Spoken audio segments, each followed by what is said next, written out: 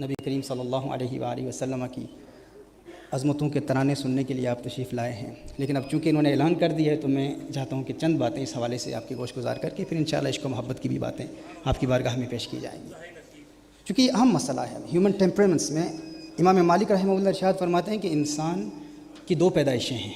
Every human has two births, one birth is the day he was born, and the second birth of every human is the day when he discovers his talent۔ جس دن انسان کو اس بات کا علم ہو جاتا ہے کہ اللہ نے مجھے بنایا کیا ہے، میری خداداد صلاحیتیں کیا ہیں۔ بھائی ایک بندے کو اللہ نے انجینئر بنایا ہے اور ساری زندگی کوشش کرتا ہے ڈاکٹر بننے کی، ایک بندے کو اللہ نے ٹیکسی ڈرائیور بنایا ہے اور وہ بزنس مین بننے کی کوشش کر رہا ہے، ایک بندے کو اللہ جل وعلا نے بزنس مین بنایا ہے اور والدین کہہ رہے ہیں تم میڈیکل ڈاکٹر بن، وہ ساری زندگی کوشش کرتا ہے کامیاب نہیں ہوتا۔ کیوں؟ کیونکہ اس نے اپنے ٹیلنٹ کو ابھی تک ڈسکور ہی نہیں کیا۔ امام مالک ارشاد فرماتے ہیں کہ جس دن تو نے اپنے ٹیلنٹ کو ڈسکور کر لیا سمجھ لے تیری حقیقی پیدائش ہو گئی۔ اب ہمیں یہاں کتنے لوگ بیٹھے سے پتہ ہی نہیں ہے بھائی۔ اب احمد رضا جماعتی صاحب کی طرح اگر میں نعت خوان بننے کی کوشش کرتا، ساری زندگی غرارے کرتا رہتا ہے، اپنا گلا صاف کرتا رہتا تو میں نہ بن پاتا۔ ہم اپنے بچوں کے ٹیمپرامنٹس کو نہیں جانتے، ہمیں نہیں پتہ کہ کون سینگوین ہے، کون کھلیرک ہے، کون فلیگمیٹک ہے، کون میلنکھولک ہے۔ اب سینگوین کھلیرک ایک جذباتی قسم کا بندہ ہے، یعنی ایک بہت پیشنیٹ انسان، ایک بہت سخت مزاج انسان۔ اب اس میں لیڈرشپ کوالٹیز ہوتی ہیں، کھلیرک میں لیڈرشپ کوالٹیز ہوتی ہیں، وہ لیڈر ہوتا ہے لیکن اس کا سینس آف ہیومر اچھا نہیں ہوتا، بڑا غصیلا انسان ہوتا ہے، بڑا جذباتی انسان ہوتا ہے، لیکن اس کے اندر ایک صلاحیت ہوتی ہے کہ وہ لیڈرشپ کوالٹیز رکھتا ہے، وہ گول اورینٹیڈ ہوتا ہے اور وہ اپنے گولز کو اچیو کرنے کی کوشش کرتا ہے، ان بورن لیڈر ہوتا ہے، لیکن وہ حساس انسان نہیں ہوتا، جذباتی انسان نہیں ہوتا۔ اس سے اگر آپ کہیں نا کہ مجھے تم سے پیار ہے تو وہ شاید جواب بھی نہ دے کیونکہ وہ محبت کی بولی جانتے ہی نہیں ہے۔ اور سینگوین ہے، سینگوین بڑا چیئرفل بندہ ہوتا ہے، ہاں بڑا talkative with a good sense of humour, ایک ببلی کائنڈ آف کریکٹرز ہوتے ہیں، the life of the party who brings life and energy in the room، جو لوگوں کو خوش کرتا ہے، اس سے آپ ملیں تو فوراً آپ خوش ہو جائیں گے، وہ مسکراتا رہتا ہے۔ اچھا اس کی محبت بھی عارضی ہوتی ہے، اس کی دشمنی بھی عارضی ہوتی ہے، ہاں اس کی دوستی بھی عارضی ہوتی ہے، دشمنی بھی عارضی ہوتی ہے، بہت جلد دوست بن جاتا ہے، بہت جلد ناراض ہو جاتا ہے، اور پھر ناراضگی بھی اس کی عارضی ہوتی ہے، وہ بھول جاتا ہے۔ ہم نے اپنے آپ سے پوچھنا ہے ہم کون ہیں بھائی؟ ہم کھلیرک ہیں، ہم سینگوین ہیں، ہم میلنکھولک ہیں، ہم فلیگمیٹک ہیں۔ اب فلیگمیٹک کون ہے؟ یہ ایک لو کی پرسنالٹی ہوتی ہے لیکن ہوتا بڑا صابر ہے، بہت صبر والا ہوتا ہے، بہت پیشنٹ انسان ہوتا ہے، لیکن اپنے جذبات کو اپنے اندر چھپائے رکھتا ہے، وہ اپنے جذبات کا اظہار نہیں کرتا۔ بڑا ڈرائی سینس آف ہیومر اس کا ہوتا ہے فلیگمیٹک کا، لیکن باوفا ہوتا ہے، کبھی کسی کو دھوکہ نہیں دیتا۔ اسی طرح میلنکھولک ہے، میلنکھولک پرسنالٹی یہ وہ پرسنالٹی ہے جو بڑا جینیس ہوتا ہے، نیچرلی ٹیلنٹڈ ہوتا ہے، یعنی بڑا کریٹیو انسان ہوتا ہے، لیکن وہ دوستوں کے حوالے سے بڑا حساس ہوتا ہے، بڑی میٹیکولسلی اپنے دوستوں کو سلیکٹ کرتا ہے، اس کے زیادہ دوست نہیں ہوتے۔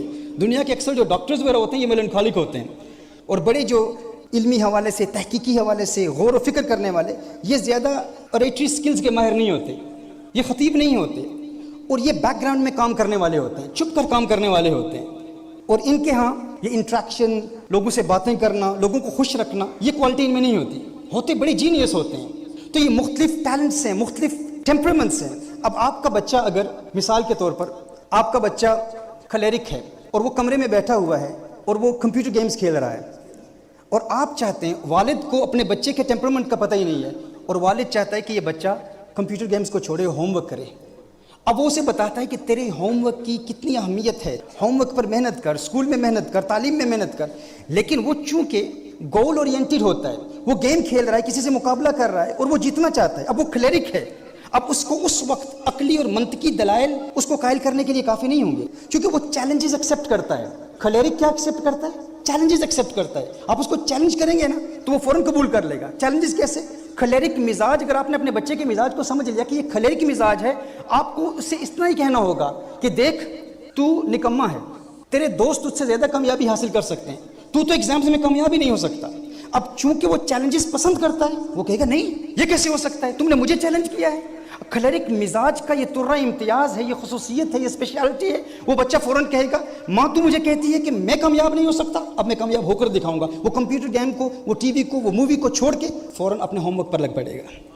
لیکن اگر والدین کھلیرک والی اپروچ فلیگمیٹک کے لیے استعمال کریں تو وہ فلیگمیٹک احساس کمتری کا شکار ہو جائے گا، وہ شاید ڈپریشن کی کیفیت میں چلا جائے، شاید انگزائٹی کی کیفیت میں چلا جائے۔ بھائی میرے باپ نے کہا کہ تو نکما ہے تو میں نکما ہوں، میں تو کچھ نہیں کر سکتا۔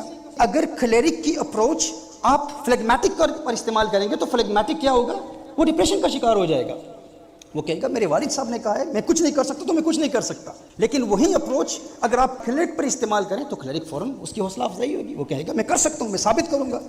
لیکن وہ اپروچ آپ فلیگمیٹک پر استعمال کریں تو وہ احساس کمتری کا شکار ہو جائے گا، اس کی نفسیات پر اثر پڑے گا. تو ہمارے ہاں پرابلم یہ ہے، والدین کہتے ہیں ہمارے سارے بچے، میرے 4 بچے، میں نے سب کی تربیت ایک جیسی کی لیکن یہ نکما نکلا. بھائی آپ نے تو سب کے لیے ڈنڈا استعمال کیا ہے نا.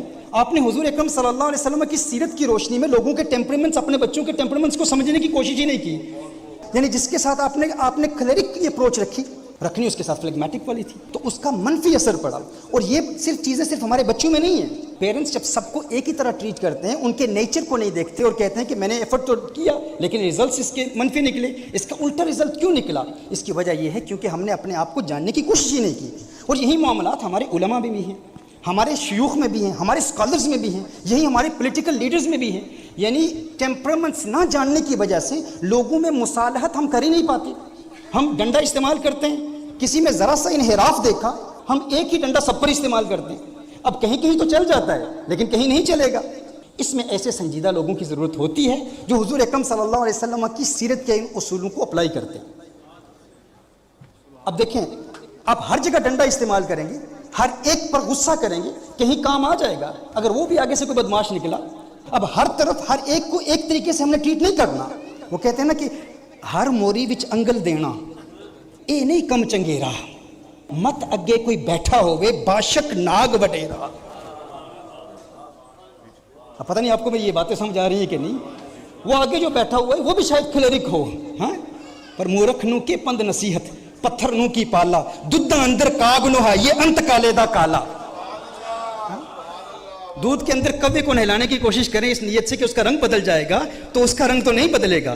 بھائی جو اس کا ٹیمپرمنٹ ہے وہ وہی رہے گا. دودھ میں ڈالیں کہ وہ سفید ہو جائے گا، وہ سفید نہیں ہوگا.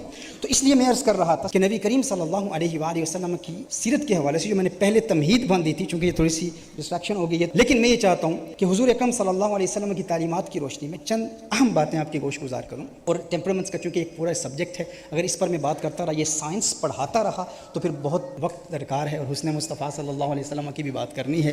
مثالیں ہم حضور اکرم صلی اللہ علیہ وسلم کی ذات، حضور اکرم صلی اللہ علیہ وسلم کی سیرت کی دیکھتے ہیں. صحیح بخاری